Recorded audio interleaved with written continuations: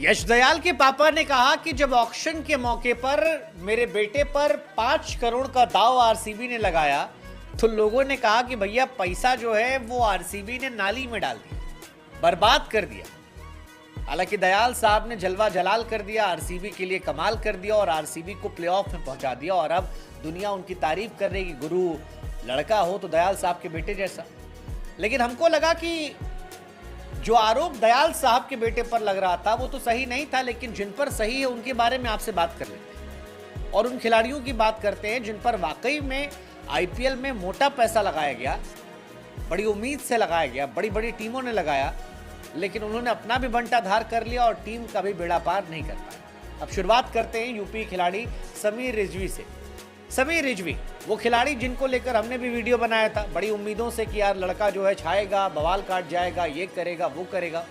समीर रिजवी सिवाय वो एक मैच जिसमें राशिद खान को 2 फेंटा मारा था, उसके बाद वो ना दिखे ना चले और ना उनके लक्षण अच्छे लगे। समीर रिजवी जिन्हें सीएसके ने 8.5 करोड़ रुपए में खरीदा था, 8 मैच में 51 रन केवल बना, 8 मैचेस 51 रन, 12 का एवरेज यार, 118 का स्ट्राइक रेट। मतलब ना स्ट्राइक रेट में वो जनाब रहे, ना वो एवरेज में रहे, ना कोई कमाल कर पाए और बड़ी उम्मीद से इनको लाया गया था। हाईएस्ट अनकैप्ड प्लेयर थे जो सबसे मोटा पैसा लेके आए, लेकिन अपनी उम्मीद के हिसाब से खरे नहीं उतर पाए। समीर रिजवी क्योंकि धोनी ने खरीदा था, लिहाजा लोगों को लगा यार कुछ तो बात इसमें है, बड़ी बात है, टैलेंट है। राशिद खान को छक्का मार के दिखाया था, लेकिन टैलेंट पर लिव नहीं कर पाए और इसकी कई वजह हो सकती है, नीचे बैटिंग मिलना या कुछ भी हो। लेकिन अगर आप 8.5 करोड़ में खरीदे गए हैं और आप 8 मैच खेलते हैं और 8 मैच में आप 51 रन बनाते हैं और आपका एवरेज 12 का होता है, स्ट्राइक रेट 118 का होता है, तो फिर आप एक डिसअपॉइंटमेंट हैं और ये डिसअपॉइंटमेंट पैसा बर्बादी की तरफ है। सबसे जो बेहतरीन इनकी बैटिंग थी वो थी 21 रनों की, तो ये मेरे हिसाब से सबसे पैसा बर्बाद प्लेयर थे, नंबर 1, क्योंकि अनकैप्ड थे। अब कैप्ड प्लेयर में जिन लोगों ने पैसा बर्बाद किया उसमें एक नाम है वेस्ट इंडीज के अल्जारी जोसेफ का। अल्जारी जोसेफ को क्या सोच के आरसीबी ने 11.5 करोड़ में खरीदा था, ये फैंस भी नहीं समझ पा रहे। इसकी वजह क्या है? एक तो ये है कि अल्जारी जोसेफ जो है वो पिटते बहुत हैं, दूसरी वजह ये है कि अल्जारी जोसेफ को खिलाया भी नहीं गया। जिस खिलाड़ी को आप 11.5 करोड़ रुपए में लाते हैं, अगर आप उसे 14 में से 3 मैच खिलाते हैं तो ये आपके थिंक टैंक को लेकर भी सवाल उठाता है कि बाबू क्या सोच के खरीदे थे, खरीदे तो खिला लेते और नहीं खिलाना तो खरीदना ही नहीं चाहिए था। अल्जारी जोसेफ को खरीदा गया 11.5 करोड़ में, 3 मैच खिलाया गया, 3 मैच में जनाब ने 1 विकेट निकाला, 12 की इकॉनमी से पिटे थे और उसके बाद इनको थैंक यू कर दिया। बैठे हैं आराम से, डगआउट में बैठे हैं, दबा के पैसा लिए, 11.5 का या 12 का इकॉनमी है और 58 का उनका बॉलिंग एवरेज है, स्ट्राइक रेट है और आराम से डगआउट में बैठ के मोटा पैसा ले जा रहे हैं। ये दूसरे खिलाड़ी थे जो पैसा बर्बाद करने के मामले में टॉप पर थे, इनका सबसे ज़्यादा पैसा बर्बाद हुआ। नंबर 3 पर जो खिलाड़ी हमारी नज़र में पैसा बर्बाद करने में, वो है डैरियल मिचेल।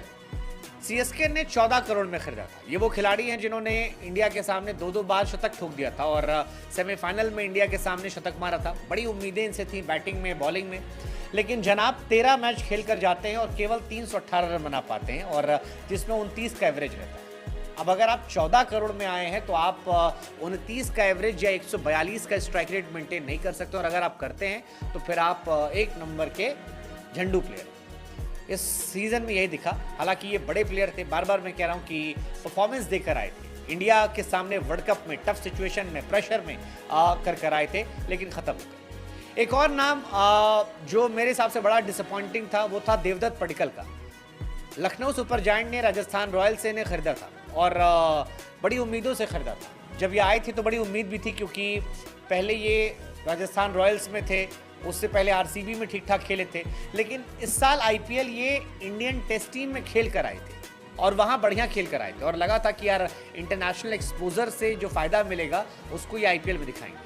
लेकिन इन जनाब ने एलएसजी का पूरा पैसा बर्बाद कर दिया और एलएसजी अगर आज बाहर बैठ के मूंगफली खा के केएल राहुल कह रहे हैं कि हम इंडिया को वर्ल्ड कप खेल देखेंगे तो उसमें इनकी भूमिका थी। 7 मैच खिलाया गया, श्री श्री श्री देवदत्त पडिक्कल जी ने 7 मैच में केवल 38 रन बनाए, एवरेज 5 का था, स्ट्राइक रेट 71 का।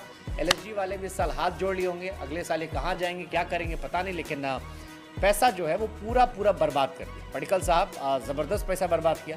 हालांकि जब आए थे तब कर्नाटका के लिए अच्छे रन बनाए थे, डोमेस्टिक में तगड़ा खेले थे, इंडिया के लिए भी तगड़ा खेल कर आए थे और लगभग 7.25 करोड़ में आए थे। अब 7.25 करोड़ का खिलाड़ी अगर 5 की एवरेज और 70 का स्ट्राइक रेट से रन बनाता है तो जो फ्रेंचाइज है वो माथा पीट लेगा और उसके अलावा कोई ऑप्शन नहीं बचता। एक और खिलाड़ी जिनको पकड़कर माथा पीटना चाहिए वो है मयंक अग्रवाल।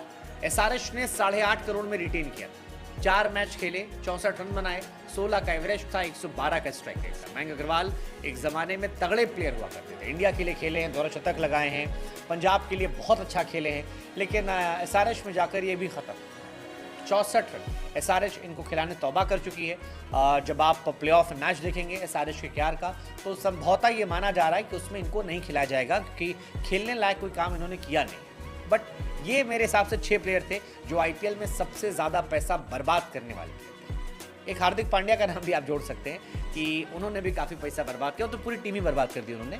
लेकिन आपकी नज़र में कौन सा खिलाड़ी है जो इस पर दांव बहुत अच्छा लगा था लेकिन सबसे ज़्यादा सीजन बर्बाद किया? मेरी नज़र में ये 6 खिलाड़ी थे और इंक्लूडिंग हमारे वाइस कैप्टन पांड्या साहब जो मुंबई कप्तान थे, उन्होंने भी काफ़ी पैसा बर्बाद किया।